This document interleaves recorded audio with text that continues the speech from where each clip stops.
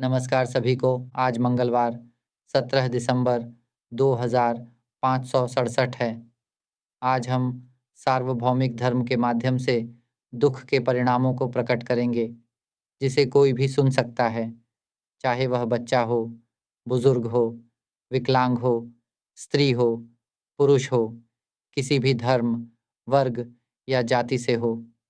यह प्रवचन विद्यार्थियों के लिए भी उपयुक्त है। जिस सत्य को आज हम समझने का प्रयास करेंगे, वह हमारे भीतर पहले से ही मौजूद है। यह वही मूल तत्व है जिसे हमें जानना और सीखना आवश्यक है।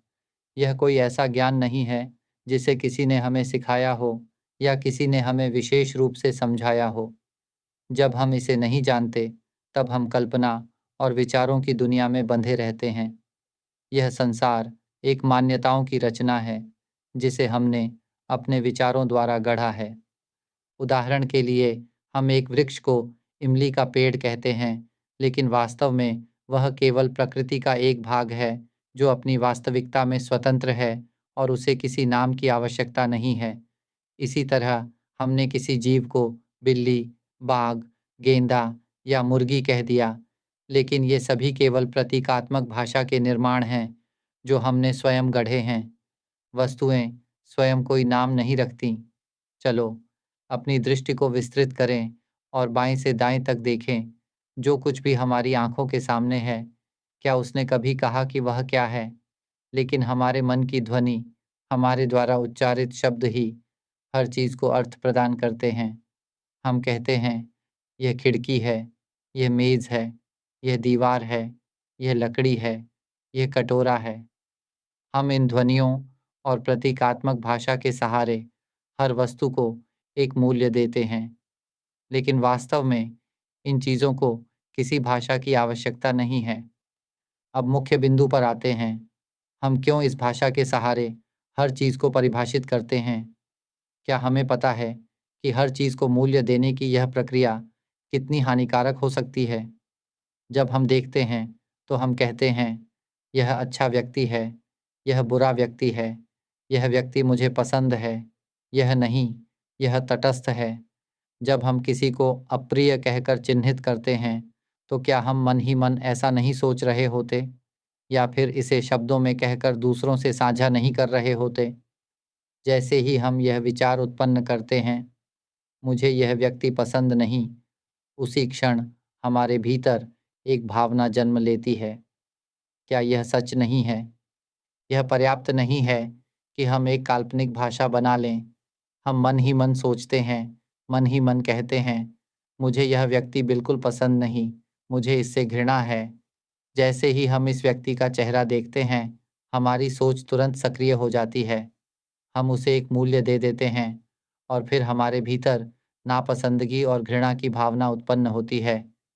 क्या हम इस घृणा, इस क्रोध, इस असंतोष को देख सकते हैं? हम ही तो इस भावना के भोक्ता हैं, है ना? फिर हम इस विचार को सत्य मान लेते हैं कि यह व्यक्ति वास्तव में हमारे लिए अप्रिय है। हमें इसका चेहरा पसंद नहीं, इसका स्वभाव पसंद नहीं। लेकिन क्या हमारी यह सोच सही है? हम मन ही मन विचार करते हैं और फिर उस विचार के अनुरूप भावनाएं उत्पन्न होती हैं। अब बताइए, इस क्षण कौन अशांत हो रहा है? असल में यह अशांति कौन उत्पन्न कर रहा है? यह पूरी कहानी कौन रच रहा है? हम स्वयं, है ना? हम ही यह सब बना रहे हैं और फिर स्वयं ही दुखी हो रहे हैं। आइए, हम नए दृष्टिकोण से देखें। वह बस एक रूप है, बस एक चीज़ है। जैसे हम किसी पेड़ को देखते हैं, जैसे हम आकाश को देखते हैं, जैसे हम किसी पर्वत को देखते हैं। क्या वह महज़ एक दृश्य नहीं है? कोई भी वस्तु स्वयं को परिभाषित नहीं करती, लेकिन समस्या यह है कि हम उसे एक मूल्य दे देते हैं। फिर उसी मूल्य से बंधकर हम दुखी हो जाते हैं। या फिर जब कोई चीज़ दिखती है, तो हम सोचते हैं, आहा! यह तो सुंदर है, यह तो अच्छा है, और उसे देखने मात्र से ही आसक्ति जन्म ले लेती है। हमारे मन में संतोष और आनंद तब उत्पन्न होता है, जब हम किसी चीज़ को देखते हैं और मन ही मन कहते हैं, वाह! यह तो मुझे बहुत पसंद है, यह तो सच में बहुत अच्छा है। यह सब हम अपने भीतर ही कहते हैं। क्या हम इस आंतरिक स्वर को देख सकते हैं? क्या हम उस भावना को पहचान सकते हैं जो हमारे मन में उत्पन्न हो रही है। इसी तरह जब हमें कुछ पसंद नहीं आता तो हम सोचते हैं, उफ़! यह तो बिल्कुल अच्छा नहीं लग रहा, मुझे यह बिल्कुल पसंद नहीं। असंतोष की भावना जागृत होती है और यह आंतरिक स्वर भी मन में गूंजने लगता है। जब हम किसी चीज़ को बहुत पसंद करते हैं, तब भी एक भावना उत्पन्न होती है और जब हम किसी चीज़ को नापसंद करते हैं, तब भी। हमारा मन सकारात्मक दिशा में सोच सकता है, जहाँ हम किसी चीज़ को मूल्य देते हैं और उसे स्वीकार करते हैं, या नकारात्मक दिशा में सोच सकता है, जहाँ हम किसी चीज़ को अस्वीकार करते हैं। हम किसी चीज़ के प्रति संतोष की भावना रख सकते हैं, असंतोष की भावना रख सकते हैं या फिर तटस्थ भाव में रह सकते हैं। इन चीज़ों को हम भीतर ही भीतर अनुभव करते हैं। यह सब हमारे चित्त के भीतर ही उत्पन्न होता है ना? जब हम अपने भीतर प्रवेश करते हैं, तो क्या हमने कभी गौर किया है कि हमारे मन में जो आवाज़ बोल रही है, वह कौन बोल रहा है? उसका कोई रूप या अस्तित्व है क्या?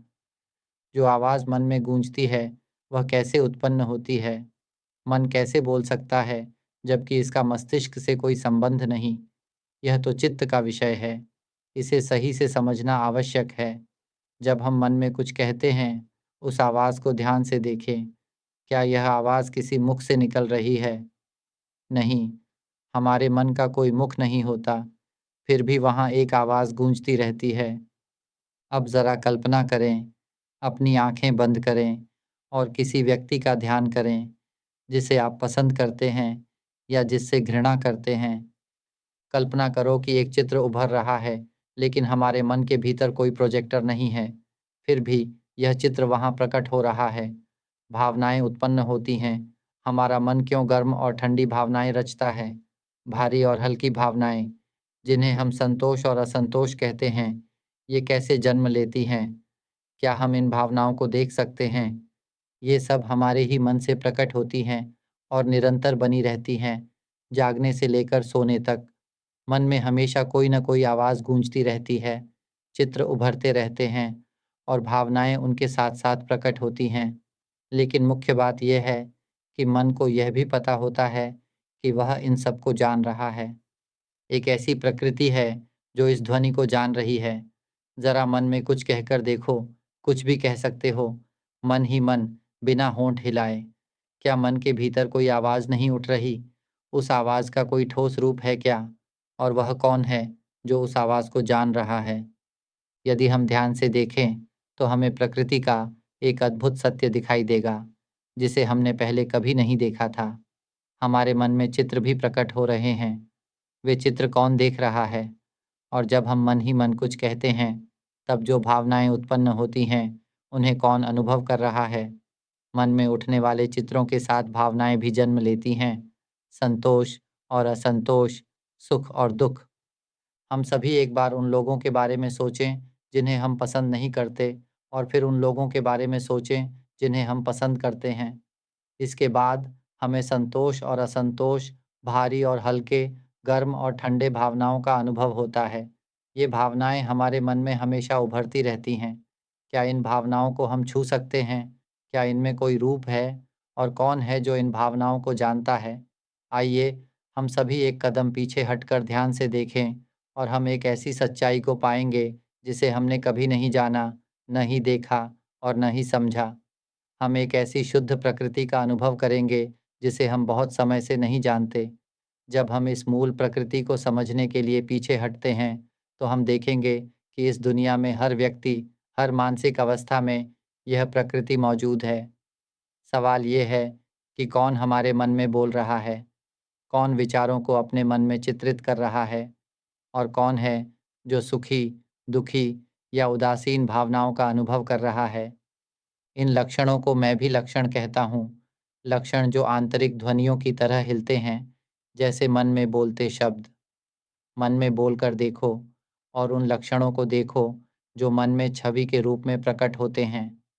ये लक्षण जो भावनाओं के रूप में प्रकट होते हैं, कभी भारी, कभी हल्की, कभी गर्म, कभी ठंडी, कभी प्रसन्नता, कभी असंतोष, कभी तटस्थता। ये लक्षण क्या किसी के मालिक हैं? अगर हम यह देख पाते हैं कि ये लक्षण छूने योग्य नहीं हैं और कोई भी इनका मालिक नहीं हो सकता, तो हम आंसू बहाने के लिए तैयार होंगे, इसे देख पाए तो। तो कौन है जो इन लक्षणों को महसूस कर रहा है? देखो कौन है जो इन लक्षणों को जान रहा है और क्या ये लक्षण वास्तव में किसी रूप में हैं? क्या इन्हें छुआ जा सकता है? क्या इन लक्षणों का कोई मालिक है जो इन्हें महसूस कर रहा है? अगर हम देख सकते हैं कि ये लक्षणों के अनुभव का कोई मालिक नहीं है, तो फिर हम कहाँ हैं? छोड़ दो, अपने मन को उत्तर देने दो। हमारे मन से ही उत्तर आएगा। जब हम अंदर की ओर देखेंगे, यही है जागरूकता। हमें अपने मन और हमारी असली प्राकृतिक अवस्था को जागृत करना चाहिए। जब हम धर्म धातु को अपने साथ लेकर जागते हैं, हम इन लक्षणों को देख सकते हैं। ये लक्षण वे हैं जो हम अपने मन में बोलते हैं, वे लक्षण जो हमारे मन में चित्रित होते हैं, वे लक्षण जो संतोष और असंतोष, हल्के और भारी, गर्म और ठंडे, दो पक्षों वाली भावनाओं के रूप में प्रकट होते हैं या यहाँ तक कि केवल निरपेक्ष भावनाओं के रूप में भी होते हैं। ये सभी लक्षण होते हैं। इन लक्षणों के मालिक कौन हैं? ध्यान से देखिए, आगे यह सोचने की ज़रूरत नहीं कि यह तो हम ही हैं जो मालिक हैं। वह आवाज़ जो हम सुनते हैं, वह आवाज़ किसकी है? उस आवाज़ को हम अपने मन में सुनते हैं, वह आवाज़ कहाँ है? जो बोल रहा है, हम उसे देख रहे हैं। यह चुनौती है जिसे हमें समझना है। हम जो कुछ भी इस दुनिया में सीखने जा रहे हैं, उससे बड़ा कोई ज्ञान नहीं है। यह ज्ञान हमें अंदर से समझ में आता है। यह स्वयं को जानने की प्रक्रिया है। अब हम समझते हैं कि यह हम हैं, जैसे हम समझते हैं कि यह शरीर हमारा है। लेकिन जब हम इसे अच्छी तरह से सीखते हैं, तो हम देख सकते हैं कि यह शरीर हमारा नहीं है, क्योंकि यह शरीर स्थायी नहीं है। यह शरीर जन्म से लेकर नष्ट होने तक का एक चक्र है। यह समय के साथ बढ़ता है, फिर धीरे-धीरे बीमार और कमज़ोर होता जाता है, बुढ़ापे और अंततः इसका विनाश होता है। ये शरीर ज़्यादा देर तक नहीं रहता, है ना? पहले एरा समझते थे कि यह शरीर हमारा है ना? लेकिन एक दिन हमें ये समझ में आता है कि ये शरीर हमारा नहीं है। ऐसी समझ हम बाद में प्राप्त करते हैं, है ना? क्यों हम पहले नहीं जानते थे कि इसमें कुछ भी हमारा नहीं है? क्यों हमें प्रकृति को हमें बताने का इंतज़ार करना पड़ा कि यह हमारा नहीं है? हम समझते हैं जब हम भीतर की ओर मुड़ते हैं। हम पहले समझते थे, हमें बचपन से ही सिखाया गया था। जब हम जन्म लेते हैं, तो माता-पिता, शिक्षक और बड़े हमें यह भाषा सिखाते हैं। वे हमें यह भाषा सिखाते हैं, हमें सोचने की कला सिखाते हैं, हमें याद रखने की कला सिखाते हैं। वे हमें इस कल्पनात्मक भाषा का उपयोग सिखाते हैं। इसलिए मैं कहता हूँ, यह एक कल्पनात्मक भाषा है। हम मानते हैं कि यह थाई भाषा है और हम मानते हैं कि यह बायाँ हाथ है। दूसरी भाषाओं में इसे क्या कहते हैं, हमें नहीं पता। यह जानवर इसे क्या कहते हैं, हमें यह भी नहीं पता। अगर यह जानवरों के लिए होता, तो वे इसे शायद कुछ और मानते, जैसे ईद या उद। कुछ जानवर इस चीज़ को ईद और उद के रूप में मान सकते हैं। यह एक काल्पनिक भाषा है ना? यह हम पर निर्भर करता है कि हम इसे क्या नाम देंगे। हम इसे बाएँ हाथ की छोटी अंगुली, अनामिका, मध्यमा, तर्जनी और अंगूठा कहते हैं।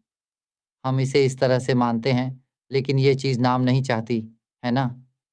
हम मानते हैं कि ये पत्थर का नाम ऐसा है, उपनाम ऐसा है, नाम पेंड और उपनाम सी। हम मानते हैं कि हमारे पास यह नाम और यह उपनाम है। हम ये मानने लगे हैं। जब हम पैदा हुए, हमारे माता-पिता ने हमें नाम और उपनाम रखना सिखाया। हम विश्वास करने लगे कि यह हमारा नाम और उपनाम है। जब हम नए-नए पैदा हुए थे, क्या हमें पता था कि हमारा नाम क्या है? हमें कुछ भी नहीं पता था कि हमारा कोई नाम है। लेकिन हमें ये भाषा इस्तेमाल करना सिखाया गया, सोचने के लिए सिखाया गया, याद रखने के लिए सिखाया गया। फिर हम सोचने लगे, याद रखने लगे और ये मानने लगे कि हाँ, ये हम हैं। हाँ, ये हमारा नाम है और ये हमारा उपनाम है। हमें सब कुछ याद रखना था, जैसे हमारे घर का नंबर क्या है, माँ का नाम क्या है, पिता का नाम क्या है। हमें ये सब याद रखना था, नहीं तो हम नहीं रह सकते थे। हमें यह सब सोचने और याद रखने के लिए सिखाया गया। क्या यह सच नहीं है? क्या कभी ऐसा हुआ है कि जब हम पैदा हुए थे, तो बड़े लोग हमें यह सिखाते कि यह शरीर हमारा नहीं है, हम तो मन हैं और हम इस शरीर में अस्थायी रूप से निवास कर रहे हैं। क्या कभी किसी ने हमें बचपन से इस तरह सिखाया है? और क्या किसी ने और भी विस्तार से यह सिखाया कि जो आवाज़ हम बोलते हैं, वह सिर्फ मन की क्रिया है? हम तो वही मन हैं। जो मानसिक चित्र हम बनाते हैं, वह भी केवल मन की क्रिया है। हमारी सारी भावनाएं भी बस मन की क्रिया हैं। सब कुछ यह हम नहीं हैं। जो जानने वाला है, वह केवल निरीक्षक है। जब हम ध्यान से देखें, तो आवाज़ जो सुनाई देती है, वह स्वाभाविक रूप से सुनाई देती है, बिना किसी प्रयास के। यह स्वयं सुनाई देती है, यह स्वयं देखी जाती है, यह स्वयं अनुभव की जाती है। यह अपनी खुशबू महसूस करता है, यह अपनी पहचान खुद ही जानता है। जब वह खाना मुँह में डालता है, तो वह इसे महसूस करता है। ठंडी हवा में वह जानता है, गर्मी में वह जानता है। जैसे ही कुछ उसे छूता है, वह उसे महसूस कर लेता है। क्या हम देख सकते हैं कि यह अपनी पहचान खुद ही जानता है? क्या हम देख सकते हैं कि इसमें कोई हम नहीं है? अगर माता-पिता हमें बचपन से यह सिखाते, तो हम वह ज्ञान सीख सकते थे, जिसे इस दुनिया में किसी ने हमें नहीं सिखाया। क्यों इस दुनिया में यह ज्ञान नहीं सिखाया जाता? यह सिखाया जाता है कि हम खुद को पीछे हटा लें और यह न देख सकें कि हमारी असली प्रकृति क्या है। यही ज्ञान वह रहस्य है जिसे जीवों ने कभी नहीं सीखा। लेकिन इस दुनिया में बहुत से ज्ञानी लोग हैं जो मन की प्रकृति में पूरी तरह पारंगत हैं और उन्होंने अपने जीवन को मन की स्वभाव को जानने में समर्पित किया है। मैं इसे यहाँ समझाने की कोशिश करूँगा ताकि हम इसे सही ढंग से समझ सकें और अनुभव कर सकें। जो इसे समझ पाता है, वह बस अपना मन समझ पाता है। अपने ही स्वभाव को पहचानना ही असल में सबसे बड़ी बात है। जब हम स्कूल में पढ़ते हैं, तो हमें यह सिखाया जाता है कि इस दुनिया में हर कोई हमें अलग-अलग तरीके से यह बताता है कि यह जीवन कैसा है। क्या हम जागे हुए हैं? क्या हम सच को देख पा रहे हैं? क्या जो हम बातचीत कर रहे हैं, वह केवल लक्षण है? क्या यह चीज़ हमें हाथों से छूने पर नहीं मिलती? वही बात जो हम बोल रहे हैं, क्या हम उसे हाथ से छू सकते हैं? यह अब प्रकट हो रहा है, क्या यह सही है? फिर यह अब गायब हो गया है। क्या इसे महसूस किया जा सकता है? क्या इस आवाज़ का कोई मालिक है? अगर इसे हम अपने रूप में मानते हैं, तो यह आवाज़ हमारे साथ उलझने लगेगी। जैसे मैंने उदाहरण दिया था कि जब हम किसी को देखते हैं, तो हम उसे मान्यता देते हैं, अरे! मुझे यह व्यक्ति बिल्कुल पसंद नहीं है। यह वह आवाज़ है, जो हमारे मन में बोल रही होती है। हम इसके साथ बहते जाते हैं, हम इसकी पकड़ में आ जाते हैं। ये हमारे लिए सामान्य है, हम सभी इसके साथ बहते जाते हैं। हम इस ध्वनि के साथ जुड़ जाते हैं। इससे एक मानसिक चित्र बनता है और एक भावना उत्पन्न होती है। यह भावना नापसंदी, घृणा की होती है, एक भारी भावना होती है, एक गुस्से की भावना होती है, एक असंतोष की भावना होती है। हम इस भावना को गले लगाते हैं, हम इस भावना को पकड़ते हैं, हम इस आवाज़ को पकड़ते हैं, हम इस मानसिक छवि को पकड़ते हैं। क्या आप देख पा रहे हैं कि हमारा मन इन अवस्थाओं को पकड़ रहा है? और अब कौन दुखी है? कौन परेशान है? ये हमारा मन है, यानी हम परेशान होने लगते हैं, हम चिड़चिड़े होने लगते हैं, हम असंतुष्ट होने लगते हैं और फिर हम उस भावना का अनुभव करते हैं। दुःख उस भावना के साथ जाता है। अब इसका एक और रूप है, हम किसी व्यक्ति को देखते हैं और फिर हमारे मन में ये विचार आता है कि हम इस व्यक्ति को कितना पसंद करते हैं, इस व्यक्ति से संतुष्ट होते हैं और फिर हमारे मन में एक चित्र बन जाता है। क्या हम कभी ध्यान से देखते हैं, यह जो आवाज़ हमारे मन में बोल रही है, ये जो चित्र हमारे मन में उभर रहा है, यह क्यों हमें अपनी ओर खींचता है? क्यों हम इसके साथ बह जाते हैं और इससे जुड़ जाते हैं? और फिर यह एक आनंद की भावना उत्पन्न होती है, एक सुखद भावना जो भीतर से प्रसन्नता से भर देती है। क्या आप दिल में वो खुशी का भाव देख पा रहे हैं? थोड़ी देर पहले असंतोष, गुस्सा और नफ़रत का भाव उठ रहा था और फिर एक पल में संतोष और खुशी का अनुभव होने लगा। बाईं ओर किसी को देखा तो नापसंद करने का भाव आया और फिर दिमाग में उन विचारों के साथ कुछ भावनाएँ भी उठीं। फिर दाईं ओर किसी को देखा तो बहुत पसंद आया और दिल में खुशी और संतोष का एहसास हुआ। नापसंद और पसंद, ये जैसे दो विपरीत भावनाएं थीं। ये एक उदाहरण है। क्या आप इन भावनाओं को देख पा रहे हैं? यदि आप इन भावनाओं को सिर्फ एक घटना के रूप में देख पाते हैं, तो आप समझ पाएंगे कि ये भावनाएं किसी के द्वारा नियंत्रित नहीं होती। ये स्वाभाविक रूप से उत्पन्न होती हैं। जैसे ही किसी चीज़ का प्रभाव पड़ता है, मन तुरंत प्रतिक्रिया देता है और फिर तुरंत एक खुशी या नाराज़गी का भाव उत्पन्न हो जाता है। क्या हमने कभी इस प्राकृतिक स्थिति को देखा है? क्या हमने कभी अपने मन में जो कुछ भी उत्पन्न होता है, उसे देखा है? हमारे मन में कोई ध्वनि नहीं होती, फिर भी आवाज़ कैसे निकलती है? हमारे पास मुँह नहीं है, फिर भी हम बोल कैसे पाते हैं? हमारे पास कोई चित्र प्रदर्शन यंत्र नहीं है, फिर भी हमारे मन में चित्र क्यों आते हैं? और फिर ये भावनाएँ कैसे उत्पन्न हो जाती हैं? हमारे मन में यदि हम ध्यान से देखें, तो कुछ भी नहीं होता, बस खालीपन होता है, कोई चीज़ नहीं होती। फिर अचानक ध्वनियाँ, चित्र और भावनाएँ प्रकट हो जाती हैं। जब हम भीतर की ओर ध्यान से देखें, तो हमें यह समझ में आता है कि बाहरी दुनिया से हमें दुःख और इस सांस्कृतिक संसार से मुक्ति नहीं मिल सकती। परंतु जब भी हम भीतर की ओर मुड़कर ध्यान लगाते हैं, हम अपनी उत्पत्ति के तत्व को देख सकते हैं। हम सच में देख सकते हैं कि हम वास्तव में यह शरीर नहीं हैं।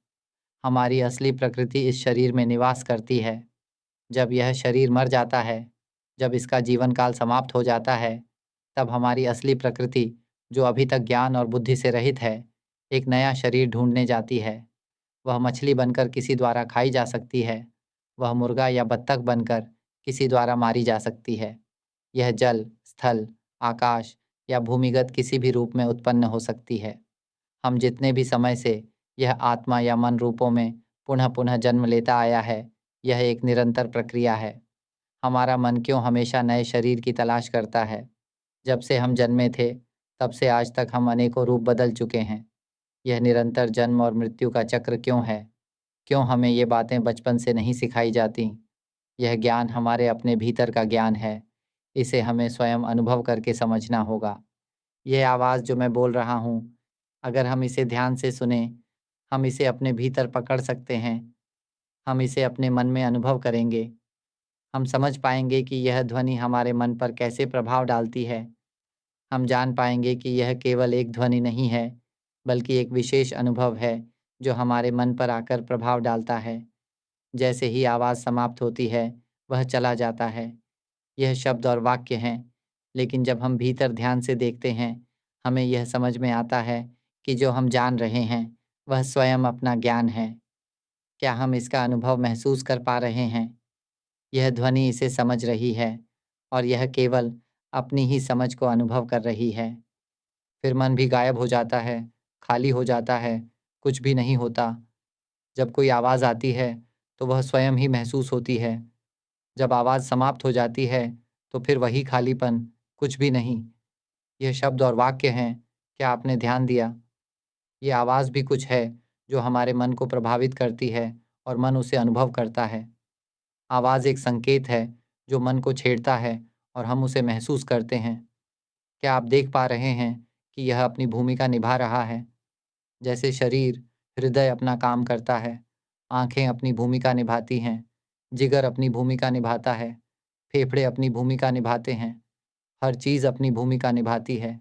ठीक वैसे ही इस संसार में पेड़ अपनी भूमिका निभाते हैं, पत्ते अपनी भूमिका निभाते हैं, बादल अपनी भूमिका निभाते हैं, हवा अपनी भूमिका निभाती है, मिट्टी अपनी भूमिका निभाती है, पानी अपनी भूमिका निभाता है और हवा भी अपनी भूमिका निभाती है। सभी चीज़ें अपनी प्राकृतिक भूमिका निभा रही हैं।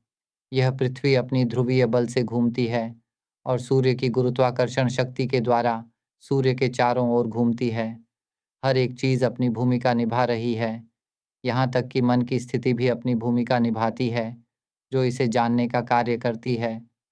ध्वनि अपनी भूमिका निभाती है और मानसिक चित्र केवल एक स्थिति होते हैं, जो प्रकट होती है। ध्वनि मन के भीतर प्रकट होती है। क्या हम कभी इसका ध्यान देते हैं?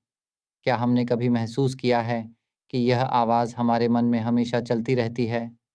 जो कुछ भी हमारे मन में चलता है, जैसे कि विचार, मानसिक चित्र या भावनाएं, वे सभी स्वाभाविक रूप से उत्पन्न होते हैं और फिर गायब हो जाते हैं और हम इन्हें नियंत्रित नहीं कर सकते।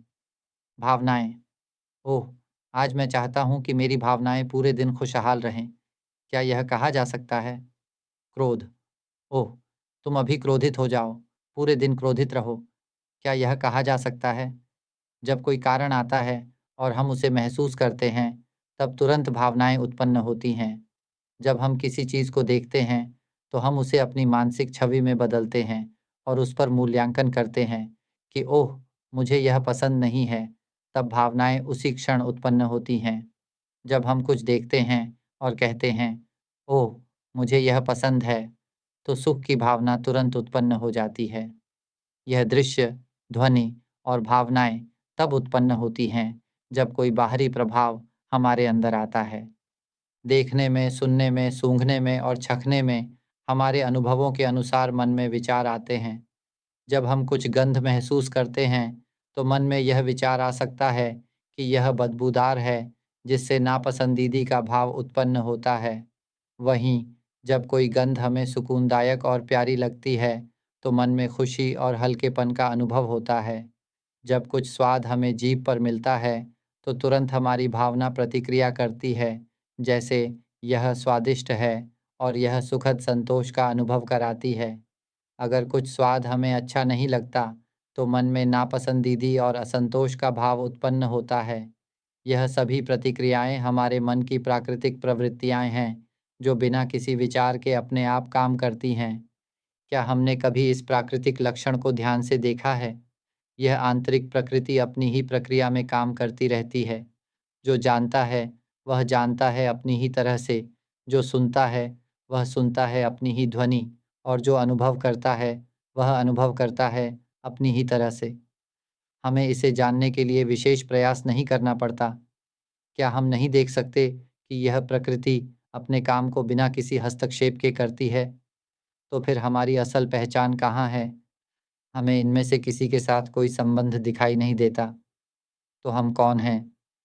यदि हम आंतरिक रूप से ध्यान देना शुरू करें और धीरे-धीरे पीछे हटते जाएं, तो हम एक बिंदु पर पहुंचेंगे। यह बिंदु एक प्राकृतिक अवस्था है, जो न तो आकार रखती है और न ही किसी सीमा में बंधी होती है। यह अवस्था खाली, शुद्ध और बिल्कुल निर्मल है। यह प्रकृति जीवन तत्व है, इसका कोई रूप नहीं है। यह जीवन तत्व खाली है, बहुत शुद्ध और पारदर्शी है और इसका कोई रूप नहीं होता। अगर हम इसका उदाहरण लें, तो अगर हम इस शरीर को हटा दें, तो केवल यह प्रकृति और इसके प्रभाव रह जाएंगे। इसे हम मन और प्रभाव कह सकते हैं। प्रभाव वह क्रिया है जो मन का परिणाम है। यह उस प्रकार है जैसे बादल, जो पृथ्वी को घेरते हुए आकाशमंडल को ढकते हैं। यह आकाशमंडल पृथ्वी को ढकता है, लेकिन यह लगातार गति करता रहता है। आकाश, हवा और बादल हमेशा गतिमान होते हैं और पृथ्वी की सुरक्षा करते हैं, जबकि पृथ्वी अंदर रहती है। ये सब कुछ हमारे भीतर है, ये दुनिया को ढकता है। ये जो अनुभूति है, ये जो आवाज़ है जो हमारे मन में गूंज रही है, वह आवाज़ जो हमारे मन में बोल रही है, वह चित्र जो हम अपने मन में सोचते हैं, वह भावना जो हमारे मन में उत्पन्न होती है और वह स्थिति जिसे हम अपने भीतर महसूस करते हैं, यह सब कुछ शुद्ध तत्व की परतों के भीतर छिपा हुआ है। हमारे असली अस्तित्व की प्रकृति शुद्ध, खाली, पारदर्शी जीवन तत्व है। यह तत्व सभी संवेदनाओं और विकारों से परे है। यह अमर तत्व है। यह खाली और पारदर्शी है। इसका कोई रूप नहीं है। यह न आता है, न जाता है। यह न जन्मता है, न मरता है। इस प्रकार की प्रकृति को हम अमर तत्व कहते हैं। यह न अंधकार है और न प्रकाश। वह तत्व बहुत साफ है। जब भी हम पीछे हटकर इस तत्व को पहचानने लगते हैं, हम समझते हैं कि जो कुछ भी कहा जा रहा है, वह केवल एक अवस्था है, कोई इसका मालिक नहीं है। यदि हम न पकड़ें, न चिपकें, यदि हम इस आवाज़ को न पकड़ें और उसे अपना कार्य करने दें, यदि हम उसे अपना कार्य करने दें, तो वह आवाज़ अपना काम करती रहेगी। उसी तरह जो चित्र हम सोचते हैं, वह भी अपना काम करता रहेगा। लेकिन हमें इसे देखना होगा, हमें उस आवाज़ को देखना होगा जब वह स्वयं प्रकट होती है और जब वह स्वयं चली जाती है। सोच के चित्र को देखिए, जो हमारे मन में है, वह स्वयं प्रकट होता है और स्वयं ही चला जाता है। ध्यान से देखिए, हम बस निरीक्षण कर रहे हैं, हम बस यह देख रहे हैं कि भावनाएँ भी केवल एक अवस्था हैं, जो स्वयं प्रकट होती हैं और स्वयं चली जाती हैं। चाहे वह प्रसन्नता का भाव हो, असंतोष का, भारी या हल्का, गर्म या ठंडा, किसी भी प्रकार की भावना हो, वह केवल एक अवस्था है, यह हम नहीं हैं। इसे अच्छे से पकड़िए, जो इसे समझ जाएगा, वह तुरंत पीछे हट जाएगा। यह शुद्ध तत्व कभी भी बाहरी प्रवाह नहीं छोड़ता। हमारे मन की शुद्धता भी अत्यधिक शुद्ध है, लेकिन अब यह इन परिस्थितियों में आश्रित होकर इनको एक उपकरण के रूप में उपयोग करता है। यह इन परिस्थितियों का सहारा लेकर उन्हें अपने लिए उपयोग करता है, ताकि इन स्थितियों को हर चीज़ में रूपांतरित किया जा सके, ताकि समझ और अनुभव प्राप्त किया जा सके। लेकिन जब हम इन परिस्थितियों में फंस जाते हैं, तो हम सुखी नहीं होते, हम दुखी हो जाते हैं और इन स्थितियों में उलझकर जीवन का बोझ बढ़ जाता है। हर दिन यही हलचल और बोझ है, सुबह से रात तक। जीवन केवल इस शरीर के तत्वों के रूप में जन्मा है। यह शरीर एक तत्व है, हमें भोजन की तलाश में आना पड़ता है, जीने के लिए संघर्ष करना पड़ता है। कुछ लोग दिन भर रोते और आंसू बहाते हैं, ताकि इस शरीर को पोषण दे सकें। क्यों हमें इस शरीर में जन्म लेना पड़ा? क्यों हम इस शरीर में बंद हो गए हैं? जब हम इस शरीर में बंद होते हैं, तो हम उसी के साथ दुखी हो जाते हैं। हमें भोजन जुटाने के लिए संघर्ष करना पड़ता है, क्योंकि अगर भोजन नहीं मिलता, तो यह शरीर अत्यधिक पीड़ा और दुःख का अनुभव करता है। क्यों हमें बंद किया गया है? लेकिन अंत में यह शरीर मृत्यु को प्राप्त करेगा, है ना? यह शरीर लंबे समय तक जीवित नहीं रह सकता। इसकी एक निश्चित आयु है ना? कुछ लोग तो बहुत कम आयु में ही मर जाते हैं। यह अनिश्चित है, हम कब मरेंगे, यह निश्चित नहीं है ना? हम इसे बेहतर समझने के लिए आए हैं। हमें शरीर या प्रकृति के द्वारा हमें समझाने का इंतज़ार नहीं करना चाहिए। हम इसे स्वयं समझ सकते हैं। हम जब नए जन्म लेते हैं, तो हमें सिखाया जाता है कि सब कुछ हमारे ही बारे में है। हम अपनी पहचान बनाए रखने की कोशिश करते हैं। हम यह सोचते हैं कि यह सब हमारा है, ये घर हमारा है, ये गाड़ी हमारी है, ये पैसे हमारे हैं, ये सभी संपत्ति हमारी है, ये शरीर हमारा है। क्या हम इसे इस तरह समझते हैं? क्या यही हमें सिखाया जाता है? हमारे माता-पिता, रिश्तेदार और सभी हमें यह सिखाते हैं, ये समझाने की कोशिश करते हैं कि यह हम हैं, ये सब हमारा है। हमारे पास हमारा नाम और उपनाम है, यह हमारी दाहिनी हाथ है, यह बाईं हाथ है, यह हमारे दाहिने पैर है, यह हमारे बाएँ पैर है। क्या सब कुछ हमारा ही है? यही नहीं क्या? लेकिन जब हम उम्र बढ़ाते हैं और बुज़ुर्ग होने लगते हैं, तो हम देखना शुरू करते हैं कि सब कुछ वास्तव में हमारा नहीं है। ये घर हमारा नहीं है, ये हमारी संपत्ति नहीं है। अंत में ये घर भी नष्ट हो जाएगा। अंततः हमें इसे छोड़ना ही होगा, हमें अपनी कार खोनी होगी। जिस कुत्ते से हम बहुत प्रेम करते थे, जिसे हम अपना मानते थे, वह भी अंततः हमें छोड़कर चला जाएगा। वह कभी वास्तव में हमारा नहीं था।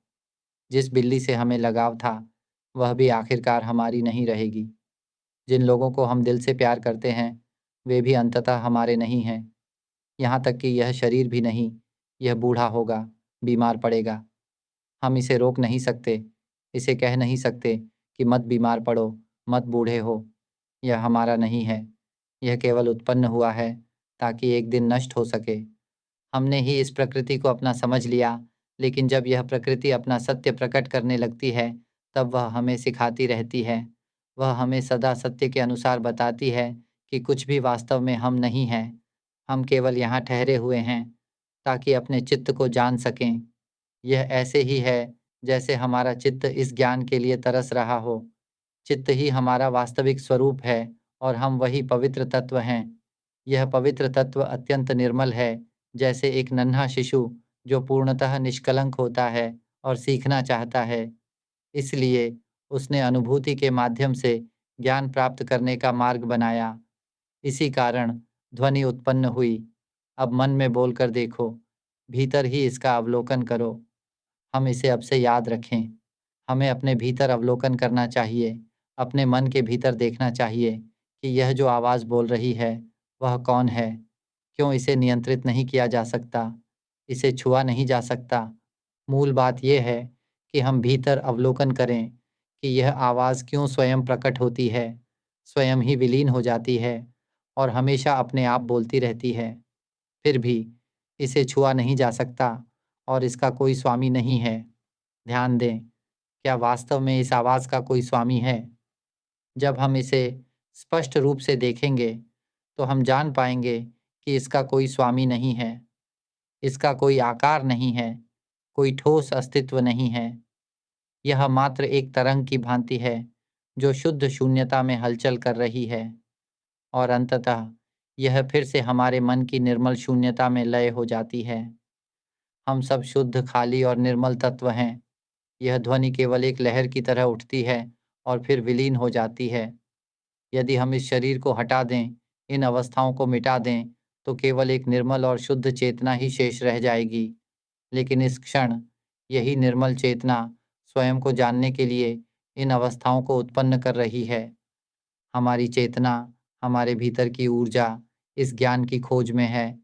उसने इन अवस्थाओं को बनाया है और अब एक उपयुक्त शरीर में निवास करने का प्रयास कर रही है, ताकि वह विकास कर सके और सत्य को जान सके।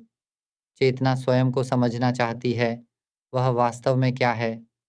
हम सभी शुद्ध, खाली और निर्मल तत्व हैं, जो यह जानना चाहते हैं कि हम कौन हैं, हमारा स्वभाव क्या है। परंतु जब हमने इन अवस्थाओं को रचा, तो हमने स्वयं को बाहरी संसार में उलझा लिया और भीतर की वास्तविकता को भूल गए। हमने इस आवाज़ को बनाया, लेकिन फिर भी हम उसी से बंध जाते हैं। यह वैसा ही है, जैसे हमने किसी सेवक को काम पर रखा हो। सेवक अपने कार्य को स्वयं निभाता है, हमारा काम बस उसे रखना है। कोई सेवक बाजार जाकर भोजन लाता है, कोई घर और संपत्ति की देखभाल करता है, कोई हमारे लिए बोलता है, कोई विचारों और कल्पनाओं को रचता है, कोई भावनाओं को अभिव्यक्त करता है और कोई सब कुछ अनुभव करता है। पर वास्तव में हमारा इन सब से कोई संबंध नहीं है। वे सभी अपने-अपने कार्य स्वयं कर रहे हैं और उनकी ज़िम्मेदारी भी उन्हीं की है। हमारे भीतर जो यह आवाज़ बोलती रहती है, वह भी बस एक सेवक की तरह है। उसका कार्य बोलना है और वह अपना कार्य कर रही है। ध्यान से देखो, क्या हम उस आवाज़ को पहचानते हैं जो हमारे मन में बोल रही है? वह विचार जो भीतर चल रहा है, वह ध्वनि जो मन में गूंज रही है। हे विचार, हे ध्वनि, तुम केवल शुभ बातें ही सोचो, केवल भले शब्द ही कहो। लेकिन देखो, वह तो अपनी ही धुन में चलता रहता है। वह निरंतर कुछ न कुछ सोचता और बोलता ही रहता है। अगर ध्यान से देखो, तो जागने से लेकर सोने तक यह आवाज़ कभी रुकती नहीं।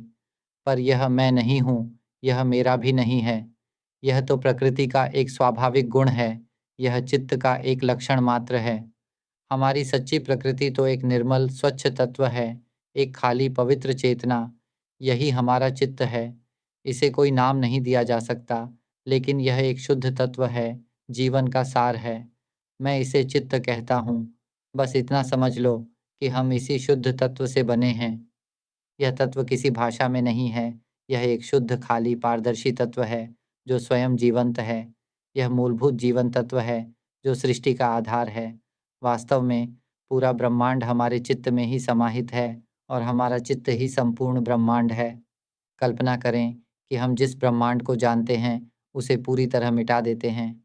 सभी ग्रह, नक्षत्र, सूर्य, ब्लैक होल, धूल के कण, अंधकार और प्रकाश, सब कुछ मिटा दें। जब सब समाप्त हो जाता है, तब भी एक चीज़ बची रहती है, एक शुद्ध पारदर्शी शून्यता। यही मूल तत्व है, सृजन का वास्तविक स्रोत। हम इसी तत्व से बने हैं। यदि हम अपने शरीर, अपनी आवाज़, अपनी कल्पनाओं, अपनी भावनाओं और अपनी सभी संवेदनाओं को मिटा दें, यहाँ तक कि अपने स्मरण और स्वयं की धारणा को भी समाप्त कर दें, तो जो शेष रह जाता है, वह केवल एक शुद्ध, पारदर्शी तत्व है। यही जीवन तत्व है। यही हमारी सच्ची, शाश्वत धम्म धातु है। हम इसे देखना और समझना चाहते हैं, लेकिन असली सवाल ये है कि कौन समझ रहा है? ध्यान से देखो, क्या वास्तव में कोई है जो समझ रहा है? नहीं, समझना भी बस एक अवस्था भर है। अगर समझना भी सिर्फ एक अवस्था है, तो असली अस्तित्व कहाँ है? यही प्रश्न है इसे मन स्वयं उत्तर दे। यदि शुद्ध तत्व इसे जान ले, तो वह यह भी समझ लेगा कि उसका वास्तविक स्वरूप एक शुद्ध खाली तत्व ही है, और यह जानना किसी भाषा के शब्दों में व्यक्त नहीं किया जा सकता। यहाँ कोई भाषा शेष नहीं रहती। यदि शुद्ध तत्व स्वयं को एक पूर्णतः शुद्ध, खाली और पारदर्शी तत्व के रूप में जान ले, तो उसमें कुछ भी नहीं रहता, यहाँ तक कि भाषा भी नहीं। क्योंकि जो भाषा हम बोल रहे हैं, जो ध्वनि हम उत्पन्न कर रहे हैं, वह केवल एक अभिव्यक्ति मात्र है। क्या आप इसे समझते हैं? यह जो कहा जा रहा है, यह केवल एक अभिव्यक्ति है। हम सभी इस अभिव्यक्ति का सहारा लेकर संवाद कर रहे हैं, ध्वनि के माध्यम से, मानसिक कल्पनाओं के माध्यम से, भावनाओं के माध्यम से, इस जागरूकता के माध्यम से और स्मृति के माध्यम से। ये सभी केवल उपकरण हैं जिनका हम उपयोग करते हैं। पर जब हम देखते हैं कि ये सारी अवस्थाएं हम नहीं हैं, ये तो बस उत्पन्न होती हैं और फिर विलीन हो जाती हैं, ना इन्हें पकड़ा जा सकता है, ना इन्हें नियंत्रित किया जा सकता है। ये अवस्थाएं स्वयं ही प्रकट होती हैं, और जो उन्हें जानता है, वह भी स्वतः जानता है। जानने वाला अपने आप जानता है, भावनाएं अपने आप उत्पन्न होती हैं, उन्हें रोका नहीं जा सकता।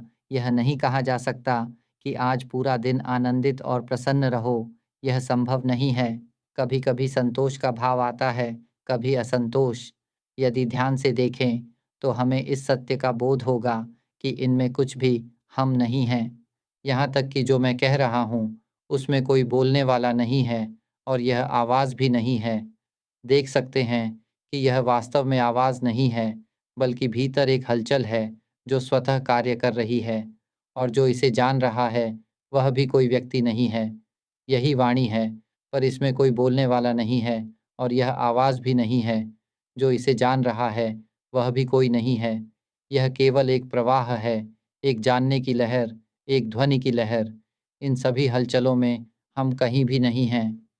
आगे बढ़कर अंदर की ओर ध्यान से देखो, फिर हम पाएंगे उस तत्व को जो हमने पहले कभी नहीं जाना कि हम वही तत्व हैं। इसका मतलब यह है कि यह शुद्ध तत्व, हमारा मन, एक खाली और निर्मल तत्व है। यह जीवन का तत्व है, और यही हम हैं। हम यही तत्व हैं। हम सिर्फ यह जानना चाहते हैं कि हम कौन हैं। इसलिए हमने इस अनुभव को बनाने के लिए एक यंत्र तैयार किया। लेकिन जब यह यंत्र तैयार हो गया, तो हम खुद को जान नहीं पाए। इसलिए हमने जन्मों के शरीर का आश्रय लिया, जिसे हम जीसीयू शरीर और सूक्ष्म शरीर कह सकते हैं। शरीर का भौतिक रूप यही है, जबकि सूक्ष्म शरीर वह ध्वनि है जो हम बोलते हैं, वह चित्र जो हम सोचते हैं, और वह भावना जो प्रकट होती है, वही सूक्ष्म शरीर है। हम सूक्ष्म शरीर और भौतिक शरीर दोनों का उपयोग करते हैं। जब हम इन दोनों का उपयोग करते हैं, तो हम शरीर को पालने पोषण में उलझ जाते हैं। यह हर मन की अवस्था है। हर मन इस भौतिक शरीर का उपयोग करता है, और उसके साथ यह सूक्ष्म शरीर होता है, जो अर्थ और मूल्य प्रदान करता है। हम शरीर के लक्षणों और शरीर को लेकर इस संसार में अटक जाते हैं। जब यह शरीर नष्ट होता है, तो हम नया शरीर ढूंढने की कोशिश करते हैं, और जब यह शरीर समाप्त होता है, तो हम एक नया शरीर प्राप्त करने की खोज में रहते हैं। जब तक हम शरीर में सबसे पूर्ण रूप में नहीं पहुंचते, वह रूप मनुष्य का ही है। हम लोग सबसे भाग्यशाली लोग, जिन्होंने मनुष्य शरीर पाया। हम सचमुच बहुत भाग्यशाली हैं, क्योंकि हमें किसी ऐसे व्यक्ति से मिलने का अवसर मिला, जिसने हमें यह सिखाया, यह बताया कि हमें भीतर लौटकर जागरूक होना चाहिए, हमें भीतर ध्यान से देखना चाहिए। यह शरीर, यह स्थिति, यह हम नहीं हैं। यह ज्ञान वह ज्ञान है जिसे कोई नहीं सिखाता। हम जब पैदा होते हैं, तो हमें बचपन से कभी यह नहीं सिखाया जाता। अगर हम सभी को बचपन से यही सिखाया जाता कि बेटा, पोता, छात्र, ये आवाज़ जो तुम सुन रहे हो, यह केवल एक लक्षण है। जो चित्र तुम सोच रहे हो, वह केवल एक लक्षण है। अतीत के अनुभवों को पुनः समीक्षा करके भीतर की ज्योति अधिक स्पष्ट होती है। आप जो भी चित्र या विचार मन में लाते हैं, वह केवल एक लक्षण है जो हमारे मन में प्रकट होता है। वही आवाज़ भी हमारे मन में प्रकट होती है, और जो चित्र हम सोचते हैं, वह भी मन में उत्पन्न होते हैं। मन में कोई मोह नहीं है, तो वह कैसे बोल सकता है? यही है प्रकृति का काम। प्रकृति ने इस आवाज़ को उत्पन्न किया और मन की प्रकृति ने यह आवाज़ बनाई। फिर यह एक लक्षण के रूप में सामने आता है। आवाज़, चित्र, भावनाएँ, सभी कुछ। यह लक्षण मन के द्वारा जाना जाता है, जो हमारे इंद्रियों के माध्यम से आँखों, कानों, नाक, जीभ और शरीर के द्वारा सभी को अनुभव करता है। आप देख सकते हैं कि यह सब अपने आप काम कर रहा है। मन अपने आप बोलता है, सोचता है, भावनाएँ उत्पन्न करता है और जानता है। यदि आप समझते हैं कि यह सब स्वयं काम कर रहा है, तो आपका अस्तित्व कहाँ है? यह सवाल मन से ही पूछें और उसे स्वाभाविक रूप से जवाब देने दें। आपको बस देखना है, बिना किसी प्रयास के। न तो हमें किसी चीज़ पर ध्यान केंद्रित करने की आवश्यकता है और न ही हमें सोचना चाहिए। बस यह देखने की आवश्यकता है कि जैसे ही आप भोजन का कौर मुँह में डालते हैं, मन इसे जानता है। जैसे ही आप चल रहे होते हैं और कोई गंध आती है, मन उसे पहचानता है। आपकी आँखें देखती हैं, आपके कान आवाज़ सुनते हैं। क्या आप देख पा रहे हैं? तो हम कहाँ हैं? यह सवाल मन से पूछें और उसे स्वाभाविक रूप से जवाब देने दें। यदि माता-पिता या गुरु हमें यह बताएं कि हम असल में शुद्ध और खाली तत्व हैं, हम जीवन के तत्व हैं, हम मन हैं, लेकिन यह मन आकारहीन है, यह बोल नहीं सकता, यह एक तत्व है जो उत्पत्ति का तत्व है। यह उत्पत्ति का तत्व या मन हमारे अंदर एक शुद्ध खालीपन की तरह है, जो हर चीज़ में समाहित हो जाता है। सब कुछ इस शुद्ध तत्व में मौजूद है। क्या हम नहीं देख सकते कि बिग बैंग से पहले जब बहुत सारे तारे और ब्रह्मांड बने, तब एक शुद्ध और खाली तत्व था जो पहले था। फिर एक बिंदु पर एक विस्फोट हुआ जिससे ऊर्जा का गठन हुआ और धूल के कण एकत्र हुए जो मिलकर तारे बने। अगर हम पूछें कि ये सारे तारे और धूल के कण कहाँ से आए, तो यह कह सकते हैं कि पृथ्वी कहाँ से आई, पानी, हवा, आग, सभी तत्व कहाँ से आए, ऊर्जा कहाँ से आई। अगर हम इन सबको हटा दें, तो केवल एक शुद्ध खाली तत्व बचता है, जो पहला बिंदु था और ये सारी चीज़ें बाद में बनीं। हमें यह समझना चाहिए कि हम वही शुद्ध खाली तत्व हैं। अब अगर हम अपनी आंतरिक स्थिति को देखें, तो ध्वनि कहाँ से आती है, छवियाँ कहाँ से आती हैं, भावनाएँ कहाँ से आती हैं, जो हम जानते हैं, वह कहाँ से आता है? यह सब हमारे मन से आता है, हमारे उत्पत्ति तत्व से। हम वही उत्पत्ति तत्व हैं, हम वही तत्व हैं, जो स्वाभाविक रूप से जीवन से भरा हुआ और शुद्ध है। हम वही तत्व हैं। अगर हम निरंतर ध्यान से देखें, समझें, अगर हम धीरे-धीरे समझने की प्रक्रिया में प्रवेश करें, तो हम देखेंगे कि कुछ भी हमसे जुड़ा हुआ नहीं है। यह ज्ञान अपने आप उत्पन्न होता है और हम इसे महसूस करने लगते हैं। यह एहसास तब होता है, जैसे, "अरे! ये समझ आ गया।" मेरी रिकॉर्डिंग को बार-बार सुनें। इसको बार-बार सुनने से एक अद्भुत अनुभव होगा और कई बार सुनने पर आँखों से आँसू निकलने लगेंगे। इस प्रक्रिया से हम हर प्रकार के दुःख से मुक्ति पा लेंगे और दुःख से बाहर निकल जाएँगे। हम फिर कभी दुखी नहीं होंगे। यह हमारी अंतिम पुनर्जन्म यात्रा होगी। हम फिर कभी जन्म नहीं लेंगे। हम एक अमर तत्व में रूपांतरित हो जाएँगे। एक ऐसा तत्व जो सब कुछ जानता है, लेकिन उसमें किसी चीज़ का मोह नहीं होगा। यह तत्व सब रूपों से परे है, पूरी तरह से शुद्ध, अत्यंत महान और अद्वितीय है। जब हम इसे अनुभव करेंगे, तो हम वह महानतम चमत्कार देखेंगे, जिसे शब्दों से व्यक्त नहीं किया जा सकता। हम उस शुद्ध तत्व में परिवर्तित हो जाएँगे। असल में हम वही शुद्ध तत्व हैं, लेकिन फ़िलहाल हम किसी उपकरण का उपयोग कर रहे हैं। यह शुद्ध तत्व आकार नहीं रखता है, यह कुछ भी समझ नहीं सकता, जब तक वह उपकरण न बनाए। जैसे अगर हमें मछली पकड़नी है, तो हम मछली नहीं पकड़ सकते, जब तक हमारे पास कोई उपकरण न हो। हमें हाथ की ज़रूरत होती है, हमें जाल या नुकीली लकड़ी चाहिए। यह सब मछली पकड़ने के लिए उपकरण हैं। इसी तरह हमें उपकरणों की आवश्यकता होती है, लेकिन इन उपकरणों की हमें आवश्यकता नहीं होती। हमें तो बस मछली चाहिए। वैसे ही हमारा शुद्ध तत्व या मन पहले से ही बहुत शुद्ध है, बहुत साफ है। यह अपने आप को समझ नहीं सकता। हम अपने आप को नहीं समझ सकते। क्या आप समझ रहे हैं? हम वह शुद्ध तत्व हैं। इसलिए हमें अनुभवों को उत्पन्न करना पड़ता है। ध्वनियाँ, छवियाँ, भावनाएँ और संवेदनाएँ उत्पन्न करनी पड़ती हैं, ताकि हम समझ सकें कि हम कौन हैं। लेकिन जैसे ही हम अनुभव उत्पन्न करते हैं, वे भी हमें समझने में मदद नहीं करते, तो हमें शरीर की आवश्यकता होती है। हमने कई बार शरीर बदला है, लेकिन अब हमें यह मानव शरीर मिला है और यह सौभाग्य की बात है कि कोई ऐसा व्यक्ति जो इस सत्य को जान चुका है, वह हमें यह समझाने के लिए आया है कि हम आत्मा हैं, हम यह शुद्ध तत्व हैं, जो खाली और बहुत ही शुद्ध है। यह एक ही विद्या है, एक ही ज्ञान है, जो सबसे कठिन चुनौतीपूर्ण है। और जब कोई भी व्यक्ति अपने तत्व को देख पाता है, तो हम सभी सब चीज़ों से मुक्त हो जाते हैं। हम इस पृथ्वी और ब्रह्मांड के बारे में सब कुछ जान पाएंगे। ये सब हमारे मन में समाहित है। पूरा ब्रह्मांड हमारे मन में है। हम सब कुछ जान पाएंगे इस तरह से कि शब्दों से कहने का कोई तरीका नहीं मिलेगा, क्योंकि जो भाषा हम बोलते हैं वह केवल संवाद का एक उपकरण है। लेकिन वह ज्ञान जो शब्दों से नहीं कहा जा सकता, वह वही ज्ञान है जो पूरे ब्रह्मांड को समाहित करता है। इसे साबित करके देखें। मैं चाहता हूँ कि हम सभी इसे साबित करें। अब से जब भी हम जागें, हम सभी अपनी अंतरात्मा में जागृत रहें। ध्यान भीतर की ओर रखें।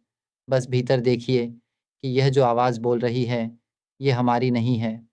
इसे अपनी इच्छा से नियंत्रित नहीं किया जा सकता। ये अपनी बात कहेगी और हमें यह समझना होगा कि यह आवाज़ हम नहीं हैं। ये सिर्फ़ एक स्थिति है, एक प्रक्रिया है, जिसे हम नियंत्रित नहीं कर सकते। हम इसे यह नहीं कह सकते कि हमेशा अच्छे विचार ही आएँ। ये विचार नहीं सुनता। ये विचारों को इधर-उधर ये बातें करती रहती है। क्या आपने कभी देखा है?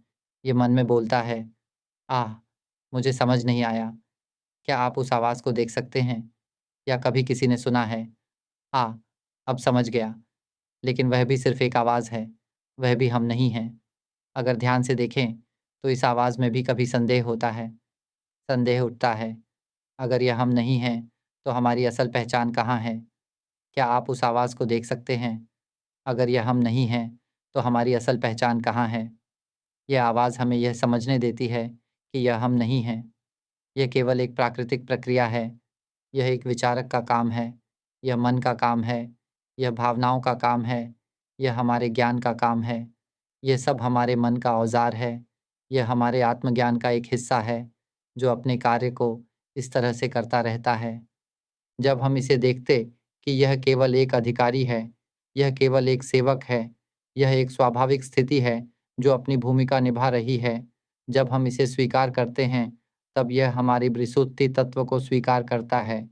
यह सत्य को समझने के साथ, जब हम इसे समझते हैं, तो यह हल्का हो जाता है।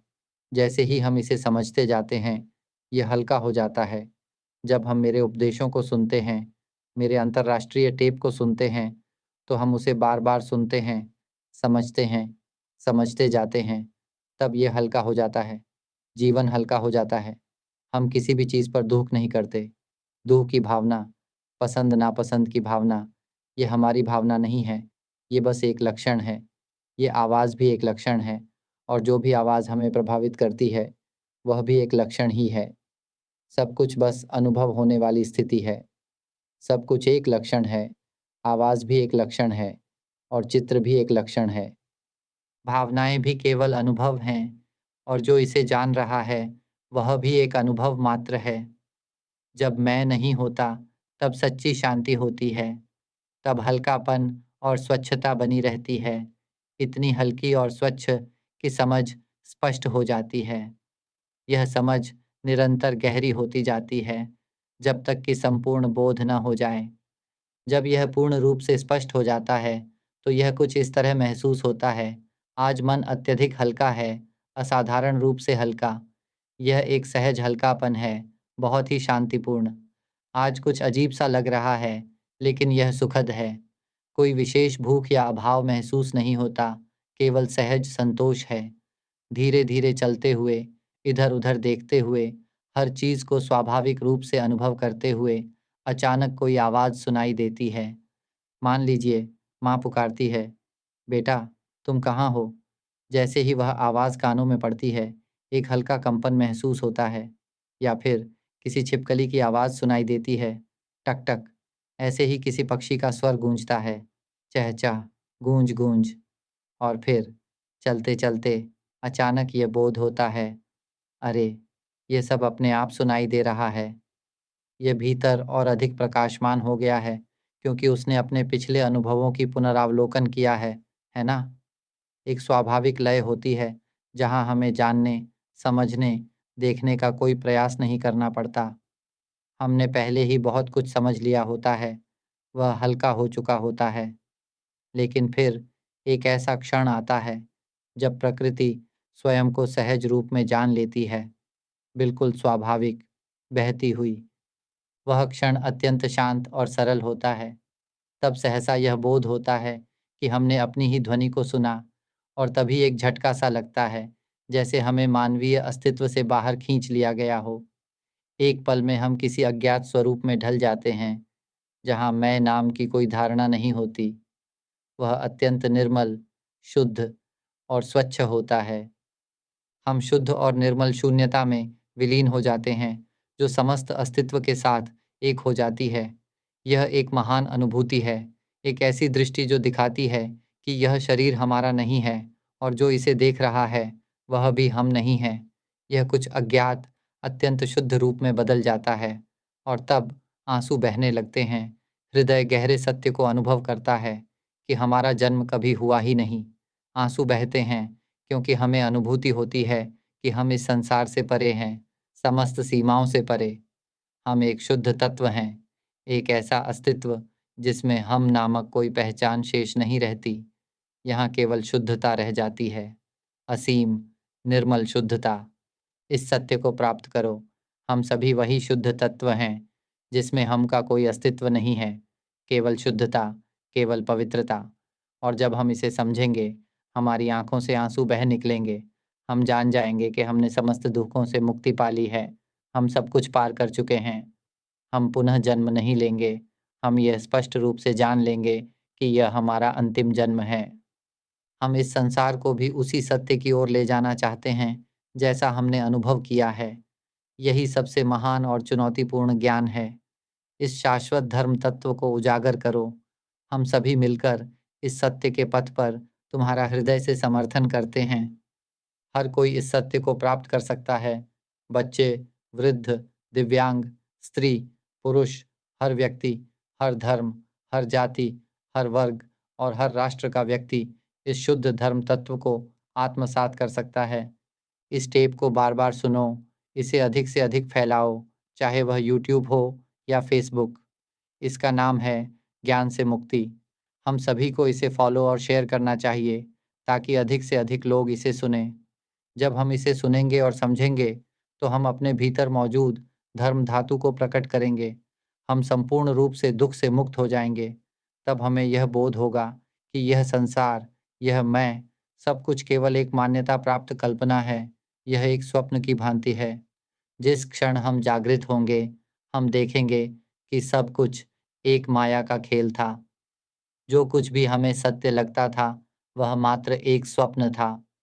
उस समय हमारी आंखों से अश्रु बहेंगे, हृदय में गहरा विस्मय उत्पन्न होगा और हम संपूर्ण रूप से समस्त बंधनों से मुक्त हो जाएंगे।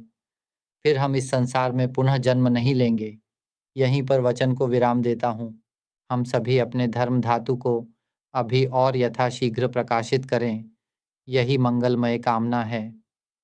सभी बुद्धों को साक्षी मानते हुए इस क्षण से लेकर आगे मैं इस धर्म को सुनने में ध्यान लगाऊंगा।